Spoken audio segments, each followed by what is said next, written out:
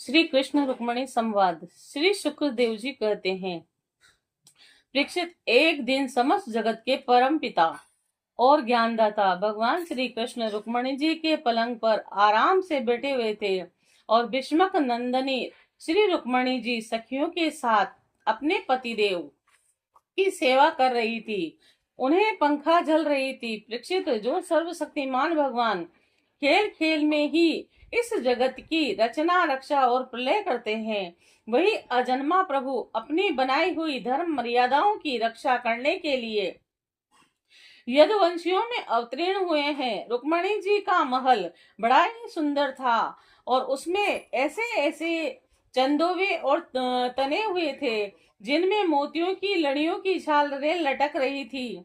मणियों के दीप जगमगा रहे थे। बेला चमेली के फूल और हार महक महक रहे थे और फूलों पर झुंड के झुंड भौरे गुंजार कर रहे थे।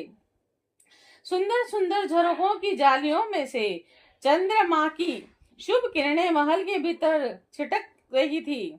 उद्यान में परिजात के उपवन की सुगंध लेकर मंद मंद शीतल वायु चल रही थी और झरोखों की जालियों में से अगर के धूप का धुआं बाहर निकल रहा था। ऐसे महल में दूध के फेन के समान कोमल और उज्जवल बिछोनों के से युक्त सुंदर पलंग पर भगवान श्री कृष्ण बड़े आनंद से विराजमान थे और रुक्मणी जी त्रिलोकी के स्वामी को पति रूप में प्राप्त करके उनकी सेवा कर रही थी। रुक्मणी जी ने अपनी सखी के हाथ से वह चमर ले लिया और जिसमें रत्नों की डांडी लगी हुई थी। परम रूपवती लक्ष्मी स्वरूपणी देवी रुक्मणी जी उसे डुला डुला कर भगवान की सेवा करने लगी और उनके कर कमलों में जड़ाव, अंगूठियां, कंगन और चंवर शोभा पा रहे थे। चरणों में मणित जड़ित पाइजेब रुंझुन कर रहे थे। अंचल के नीचे छिपे हुए स्तनों की केसर की लालिमा से हार लाल लाल जान पड़ रहा था और चमक रहा था और नितंब भाग में बहुमूल्य करधनी की लड़ियां लटक रही थी और इस प्रकार वे भगवान के पास ही रहकर उनकी सेवा में संलग्न थी। रुक्मणी जी की घुंघराली अलके, कानों के कुंडल और गले के स्वर्णहार अत्यंत विलक्षण थे और उनके मुख चंद्र से मुस्कुराहट की अमृत वर्षा हो रही थी। वे रुक्मणी जी अलौकिक रूप लावण्यवती लक्ष्मी जी ही तो हैं। उन्होंने जब देखा कि भगवान लीला के लिए मनुष्य का शरीर ग्रहण किया है, तब उन्होंने भी उनके अनुरूप रूप प्रकट कर लिया। भगवान श्री कृष्ण यह देखकर बहुत प्रसन्न हुए कि रुक्मणी जी मेरे प्राण हैं, मेरी अन्य प्रेयसी है। तब उन्होंने बड़े प्रेम से मुस्कुराते हुए उनसे कहा, भगवान श्री कृष्ण ने कहा, राजकुमारी, बड़े बड़े नरपति जिनके पास लोकपालों के समान ऐश्वर्य और संपत्ति है, जो बड़े महानुभाव और श्रीमान हैं तथा सुंदरता, उदारता और बल में भी बहुत आगे बढ़े हुए हैं, उनसे विवाह करना चाहते थे, तुमसे विवाह करना चाहते थे। तुम्हारे पिता और भाई भी उन्हीं के साथ तुम्हारा विवाह करना चाहते थे। यहाँ तक कि उन्होंने वागदान भी कर दिया था। शिशुपाल आदि बड़े बड़े वीरों को, जो कामोन्त होकर तुम्हारे याचक बन रहे थे, तुमने छोड़ दिया और मेरे जैसे व्यक्तियों को, जो किसी प्रकार तुम्हारे समान नहीं है, अपना पति स्वीकार कर लिया। ऐसा तुमने क्यों किया? सुंदरी, देखो, हम जरासंध आदि राजाओं से डरकर समुद्र की शरण में आ बसे हैं और बड़े बड़े बलवानों से हमने बेर बांध रखा है और प्राय राज सिंहासन के अधिकार से भी हम वंचित हैं। और सुंदरी, हम किस मार्ग के अन्यायी हैं? हमारा कौन सा मार्ग है, यह भी लोगों की इच्छा अच्छी तरह मालूम नहीं है। हम लोग लौकिक व्यवहार भी ठीक ठीक पालन नहीं करते, अनुनय विनय के द्वारा स्त्रियों को रिझाते भी नहीं। जो स्त्रियां हमारे जैसे पुरुषों का अनुसरण करती है, उन्हें प्राय केस ही केस क्लेश भोगना पड़ता है। सुंदरी, हम तो सदा के अंकिचन हैं, न तो हमारे पास कभी कुछ था और न रहेगा। ऐसे ही अंकिचन लोगों से हम प्रेम भी करते हैं और वे लोग भी हमसे प्रेम करते हैं। यही कारण है कि अपने को धनी समझने वाले लोग प्राय हमसे प्रेम नहीं करते, हमारी सेवा नहीं करते, और जिनका धन, कुल, ऐश्वर्य, सौंदर्य और आय अपने समान होती है, उन्हीं से विवाह और मित्रता का संबंध करना चाहिए।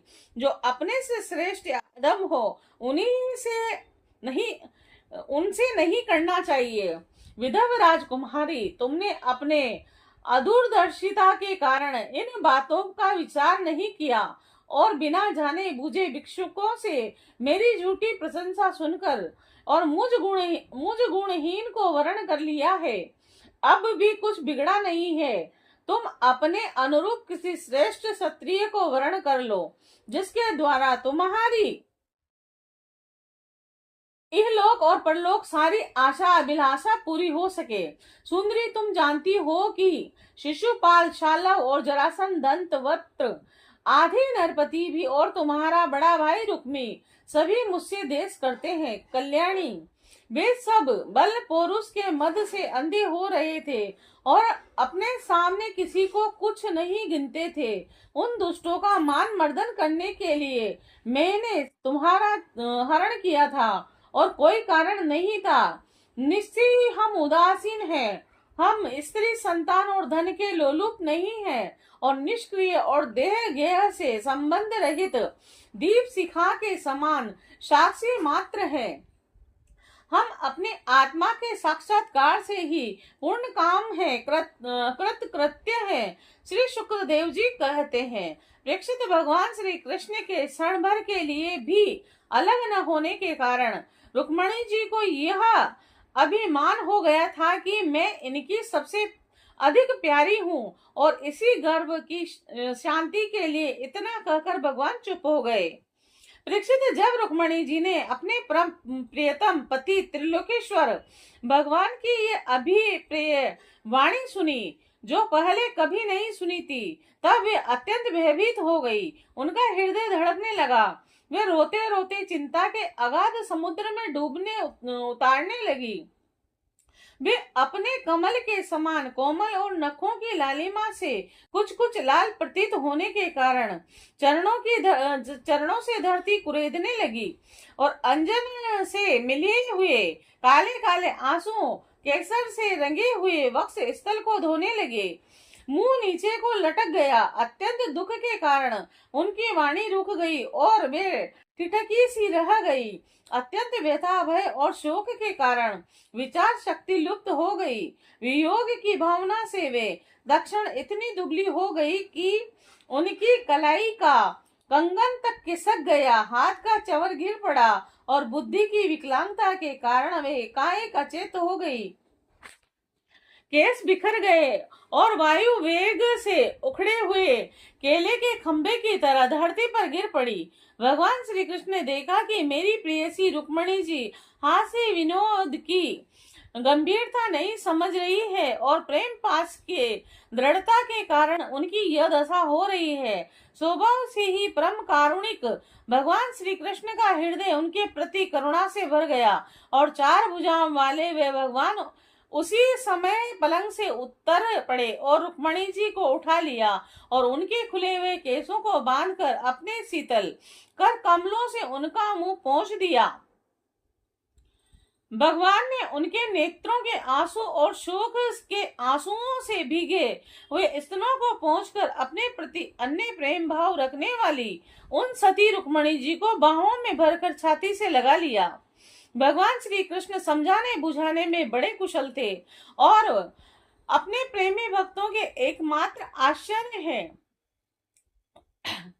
जब उन्होंने देखा कि हास्य की गंभीरता के कारण रुक्मणी जी की बुद्धि चक्कर में पड़ गई है और वे अत्यंत दीन हो रही हैं, तब उन्होंने इस अवस्था के आरोग्य अपनी प्रेसी रुक्मणी को समझाया। भगवान श्री कृष्ण ने कहा, विदर्भ नंदिनी, तुम मुझसे बुरा मत मानना। मुझसे रूठना नहीं। मैं जानता हूँ कि तुम एकमात्र मेरी ही प्राण हो, मेरी प्रिय सहचरी। तुम्हारी प्रेम भरी बातें सुनने के लिए ही मैंने हंसी हंसी में यह छलना की थी। मैं देखना चाहता था कि मेरे यूं कहने पर तुम्हारे लाल लाल होठ परने कोप से किस प्रकार फड़कने लगेंगे। तुम्हारे कटाक्ष पूर्ण देखने से नेत्रों में कैसी लाली छा जाती है, और भुएं चढ़ जाने के कारण तुम्हारा मुंह कैसा सुंदर लगता है। मेरी परम प्रिय सुंदरी, घर के काम धंधों में रात दिन लगे रहने वाले गृहस्थों के लिए घर गृहस्थी में इतना ही तो परम लाभ है कि हम अपनी प्रिय अर्धांगिनी के साथ हास परिहास करते हुए कुछ घड़ियां सुख से बिता ली जाती हैं। शुक्रदेव जी कहते हैं, राजन, जब भगवान श्री कृष्ण ने अपनी प्राण प्रिया को इस प्रकार समझाया बुझाया, तब उन्हें इस बात का विश्वास हो गया कि मेरे प्रियतम ने केवल परिहास से ही ऐसा कहा था। अब उनके हृदय में यह भय जाता रहा कि प्यारे हमें छोड़ देंगे, और परीक्षित अब वे सजल हास्य और प्रेम पूर्ण मधुर चितवन से पुरुष भूषण भगवान श्री कृष्ण का मुखार बिंद निरखती हुई उनसे कहने लगी। रुक्मणी जी ने कहा, कमल नयन, आपका यह कहना कठिन है कि ऐश्वर्य आदि समस्त गुणों से युक्त अनंत भगवान के अनुरूप मैं नहीं हूँ, आपकी समानता में किसी प्रकार नहीं कर सकती। कहा तो आपके अखंड महिमा में स्थित तीनों गुणों के स्वामी तथा ब्रह्मा आदि देवताओं से सेवित आप भगवान, और कहा तीनों गुणों के अनुसार स्वभाव रखने वाली गुणमय प्रकृति में जिसकी सेवा कामनाओं के पीछे भटकने वाले अज्ञानी लोग ही रहते हैं। भला मैं आपके समान कब हो सकती हूँ स्वामी। आपका ये कहना भी ठीक ही है कि आप राजाओं के भय से समुद्र में आ छिपे हैं, परंतु राजा शब्द का अर्थ पृथ्वी के राजा नहीं, तीनों गुण रूप राजा है। मानो आप उन्हीं के भय से अंतकरण रूप समुद्र में चैतन्य घन अनुभूति स्वरूप आत्मा के रूप में विराजमान रहते हैं, और इसमें संदेह नहीं कि आप राजाओं से वेर रखते हैं। परंतु वे राजा कौन है? यही अपनी दृष्टि इंद्रियां, इनसे तो आपका वेर ही है। और प्रभु, आप राज सिंहासन से रहित हैं, यह भी ठीक ही है, क्योंकि आपके चरणों की सेवा करने वालों ने भी राजा के पद को घोर अंधकार समझकर दूर से ही दुत्कार रखा है। फिर आपके लिए तो कहना ही क्या। आप कहते हैं कि हमारा मार्ग स्पष्ट नहीं, और हम लौकिक पुरुषों जैसा आचरण भी नहीं करते। यह बात भी निसंदेह सत्य है, क्योंकि जो ऋषि मुनि आपके पाद पदों का मरकंद रस सेवन करते हैं, उनका मार्ग भी स्पष्ट रहता है, और विषयों में उलझे हुए नर पशु उनका अनुमान भी नहीं लगा सकते। और हे अनंत, आपके मार्ग पर चलने वाले आपके भक्तों की भी चेष्टाएं जब पराये अलौकिक ही होती हैं, तब समस्त शक्तियों और ऐश्वर्य के आश्चर्य आपकी चेष्टाएं अलौकिक हो, और उनमें तो कहना ही क्या है। आपने अपने को अंकिचन बतलाया है, परंतु आपकी अंकिचनता दरिद्रता नहीं है। उसका अर्थ यह है कि आपके अतिरिक्त और कोई वस्तु न होने के कारण आप ही सब कुछ हैं। आपके पास रखने के लिए कुछ नहीं है। परंतु जिन ब्रह्मा आदि देवताओं की पूजा सब लोग करते हैं, भेंट देते हैं, वे ही लोग आपकी पूजा करते हैं। आप उनके प्यारे हैं और वे आपके प्यारे हैं। आपका यह कहना भी सर्वथा उचित ही है कि धनाढ्य लोग मेरा भजन नहीं करते। जो लोग अपनी धनाढ्यता के अभिमान से अंधे हो रहे हैं और इंद्रियों को तृप्त करने में लगे हुए हैं, वे न तो आपका भजन सेवन ही करते हैं और न यह जानते हैं कि आप मृत्यु के रूप में उनके सिर पर सवार हैं। जगत के जीव के लिए जितने भी वांछनीय पदार्थ हैं, धर्म, अर्थ, काम, मोक्ष, सब सबके रूप में आप ही प्रकट हैं। आप समस्त वृत्तियों और प्रवृत्तियों, साधनों और सिद्धियों और साध्यों के फलस्वरूप हैं। विचारशील पुरुष आपको प्राप्त करने के लिए सब कुछ छोड़ देते हैं। भगवान उन्हीं विवेकी पुरुषों का आपके साथ संबंध होना चाहिए। जो लोग स्त्री पुरुष के सहवास से प्राप्त होने वाले सुख या दुख के वशीभूत हैं, वे कदापि आपका आपका संबंध प्राप्त करने के योग्य नहीं है। ये ठीक है कि विभिक्षुकों ने आपको आपकी प्रशंसा की है, परंतु किन विभिक्षुकों ने, उन परम शांत सन्यासी महात्माओं ने आपकी महिमा और प्रभाव का वर्णन किया है, जिन्होंने अपराधी से अपराधी व्यक्ति को भी दंड न देने का निश्चय कर लिया है। मैंने अदूरदर्शिता से नहीं, इस बात को समझते हुए आपको वर्ण किया है कि आप सारे जगत के आत्मा हैं और अपने प्रेमियों को आत्मदान करते हैं। मैंने जानबूझकर उन ब्रह्मा और देवराज इंद्र आदि का भी इसीलिए परित्याग कर दिया है कि आपकी भुवों के इशारे से आपकी भुवों के इशारे से पैदा होने वाला काल अपने वेग से उनकी आशा अभिलाषाओं पर पानी फेर देता है। फिर दूसरों की शिशुपाल दंत वक्त्र या जरासंध की बात ही क्या है। सर्वेश्वर आर्य पुत्र, आपकी यह बात किसी प्रकार युक्ति संगत नहीं मालूम होती है कि आप राजाओं से भयभीत होकर समुद्र में आ बसे हैं, क्योंकि आपने केवल अपने शांग धनुष के टंकार से मेरे विवाह के समय आए हुए समस्त राजाओं को भगाकर अपने चरणों में समर्पित मुझ दासी को उसी प्रकार हरण कर लिया जैसे सिंह अपनी कर्कश ध्वनि से वन पशुओं को भगाकर अपना भाग ले आवे। कमल नयन, आप जैसे कहते हैं कि जो मेरा अनुसरण करता है उसे प्राय कष्ट ही उठाना पड़ता है। प्राचीन काल के अंग प्रथु व्रत अयाति और गए आदि जो बड़े बड़े राज राजेश्वर अपना अपना एक छत्र साम्राज्य छोड़कर आपको पाने की अभिलाषा से तपस्या करने वन में चले गए थे, वे आपके मार्ग का अनुसरण करने के कारण क्या किसी प्रकार कष्ट उठा रहे हैं? आप कहते हैं कि तुम और किसी राजकुमार का वर्ण कर लो। भगवान, आप समस्त गुणों के एकमात्र आश्रय हैं और बड़े बड़े संत आपके चरण कमलों की सुगंध का बखान करते रहते हैं। उनका आश्रय लेने मात्र से लोग संसार के पाप ताप से मुक्त हो जाते हैं। लक्ष्मी सर्वदा उन्हीं में निवास करती है। फिर आप बतलाइए कि अपने स्वार्थ और परमार्थ को भली भांति समझने वाली ऐसी कौन सी स्त्री है जो एक बार उन्हें चरण कमलों की सुगंध सूंघने को मिल जाए और फिर वह उनका तिरस्कार करके ऐसे लोगों को वरण करे जो सदा मृत्यु, रोग, जन्म, जरा आदि भयों से युक्त है। कोई भी बुद्धिमती स्त्री ऐसा नहीं कर सकती। प्रभु, आप सारे जगत के एकमात्र स्वामी हैं। आप ही इस लोक और परलोक में समस्त आशाओं को पूर्ण करने वाले एवं आत्मा है। मैंने आपको अपने अनुरूप समझकर ही वर्ण किया है और मुझ अपने कर्मों के अनुसार विभिन्न योनियों में भटकना पड़े, इसकी मुझको परवाह नहीं। मेरी एकमात्र अभिलाषा यही है कि मैं सदा अपना भजन करने वालों का मिथ्या संसार ब्रह्म निवृत्त करने वाले तथा उन्हें अपना स्वरूप तक दे डालने वाले आप परम परमेश्वर के चरणों में शरण में रहूं।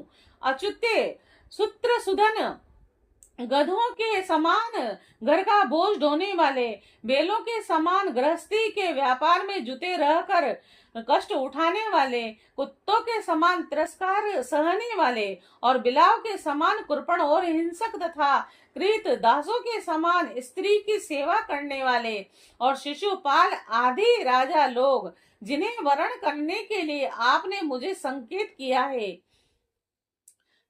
उसी अभागिनी स्त्री के पति हो और जिनके कानों में भगवान शंकर, ब्रह्मा आदि देवेश्वरों की सभा में गाई जाने वाली आपकी लीला कथा ने प्रवेश नहीं किया है। यह मनुष्य का शरीर जीवित होने पर भी मुर्दा ही है और उससे चमड़ी, दाढ़ी, मूछ, रोए, नख और केसों से ढका हुआ है, परंतु इसके भीतर मांस, हड्डी, खून, कीड़े, मल, मूत्र, कफ, पित्त आदि वायु भरे पड़े हैं और उसे वही मूढ़ स्त्री अपना प्रियतम पति समझकर सेवन करती है और जिसे कभी आपके चरणार विंद से मकरंद की सुगंध सूंघने को नहीं मिलती है। कमल नयन, आप आत्मा राम है और मैं सुंदरी अथवा गुणवती हूँ और इन बातों पर आपकी दृष्टि नहीं जाती, अतः आपका उदासीन रहना स्वाभाविक है। फिर भी आपके चरण कमलों में मेरा सुदृढ़ अनुराग हो, यही मेरी अभिलाषा है। जब आप इस संसार की अभिवृत्ति के लिए उत्कृष्ट रजोगुण स्वीकार करके मेरी ओर देखते हैं, तब वह भी आपका परम अनुग्रह ही है। मधुसूदन, आपने कहा कि किसी अनुरूप वर्ण को वर्ण कर लो। मैं आपकी इस बात को भी झूठ नहीं मानती, क्योंकि कभी कभी एक पुरुष के द्वारा जीती जाने पर भी काशी नरेश की कन्या अंबा के समान किसी किसी की दूसरे पुरुष में प्रीति नहीं रहती। उल्टा स्त्री का मन तो विवाह हो जाने पर भी नए नए पुरुषों की ओर खिसका रहता है और बुद्धिमान पुरुष को चाहिए कि वह ऐसी उल्टा स्त्री को अपने पास न रखे और उसे अपनाने वाला पुरुष लोक और परलोक दोनों को बैठता है, उभय भ्रष्ट हो जाता है। भगवान श्री कृष्ण ने कहा, साध्वी राजकुमारी, यही बातें सुनने के लिए मैंने तुमसे हंसी हंसी में तुम्हारी वंदना की थी, तुम्हें छकाया था और तुमने मेरे वचनों की ऐसी व्याख्या की है, वह अक्षर सत्य है। सुंदरी, तुम मेरी अनन्य प्रेयसी हो और मेरे प्रति तुम्हारा अनन्य प्रेम है। तुम मुझसे जो जो अभिलाषाएं करती हो वह तो तुम्हें सदा सर्वदा प्राप्त ही है, और यह बात भी है कि मुझसे की हुई अभिलाषाएं सांसारिक कामनाओं के बंधनों में डालने वाली नहीं होती, बल्कि समस्त कामनाओं से मुक्त कर देती है। पुण्यमयी प्रिय, मैंने तुम्हारा पति प्रेम और पतिव्रत्य भी भली भांति देख लिया। मैंने उल्टी सीधी बात कहकर तुम्हें विचलित करना चाहा, परंतु तुम्हारी बुद्धि मुझसे तनिक भी इधर उधर नहीं हुई। प्रिय, मैं मोक्ष का स्वामी हूँ और लोगों को संसार सागर से पार करता हूँ। जो सकाम पुरुष अनेक प्रकार के व्रत और तपस्या करके दाम्पत्य जीवन के विषय सुख की अभिलाषा से मेरा भजन करते हैं, वे मेरी माया से मोहित हैं। और माननीय प्रिय, मैं मोक्ष तथा संपूर्ण संप्रदायों का आश्रय हूँ और अधीश्वर हूँ, और मुझ परमात्मा को प्राप्त करके जो भी लोग केवल विशेष सुख के साधन संपत्ति की ही अभिलाषा करते हैं, मेरी प्राभक्ति नहीं चाहते, वे बड़े मंदभागी हैं। क्योंकि विशेष सुख तो नरक में और नरक के ही समान सुकुर कुकुर आदि योनियों में भी प्राप्त हो सकते हैं, परंतु उन लोगों का मन तो विषयों में ही लगा रहता है, इसीलिए उन्हें नरक में जाना भी अच्छा जान पड़ता है। ग्रहेश्वरी, प्राण प्रिय, यह बड़े आनंद की बात है कि तुमने अब तक निरंतर संसार बंधन से मुक्त करने वाली मेरी सेवा की है। दुष्ट पुरुष ऐसा कभी नहीं कर सकते। जिन स्त्रियों का चित्त दूषित कामनाओं से भरा हुआ है और जो अपने इंद्रियों की तृप्ति में ही लगी रहने के कारण अनेकों प्रकार के छल छंद रचाती रहती हैं, उनके लिए तो ऐसा करना भी कठिन है। मानिनी, मुझे अपने घर भर में तुम्हारे समान प्रेम करने वाली भार्या और कोई दिखाई नहीं देती, क्योंकि जिस समय तुमने मुझे देखा न था, केवल मेरी प्रशंसा सुनी थी, उसी समय भी विवाह में आए हुए राजाओं की उपेक्षा करके ब्राह्मण के द्वारा मेरे पास गुप्त संदेश भेजा था। तुम्हारा हरण करते समय मैंने तुम्हारे भाई को युद्ध में जीतकर उसे विरूप कर दिया था और अनिरुद्ध के विवाह महोत्सव में चौसर खेलते समय बलराम जी ने तो उसे मार ही डाला, किंतु हमसे वियोग हो जाने की आकांक्षा से तुमने चुपचाप वह सारा दुख सह लिया और मुझसे एक बात भी नहीं कही। तुम्हारे इस गुण से मैं तुम्हारे वश में हो गया हूँ और तुमने मेरी प्राप्ति के लिए दूत के द्वारा अपना गुप्त संदेश भेजा था, परंतु जब तुमने मेरे पहुंचने में कुछ विलंब होता देखा तब तुमने यह सारा संसार सुना दिखने लगा। उस समय तुमने अपना सर्वांग सुंदर शरीर किसी दूसरे के योग्य न समझकर इसे छोड़ने का संकल्प कर लिया था। तुम्हारा यह प्रेम भाव तुम्हारे ही अंदर रहे, हम इसका बदला नहीं चुका सकते। तुम्हारे इस सर्वोच्च प्रेम का भाव केवल अभिनंदन करते हैं।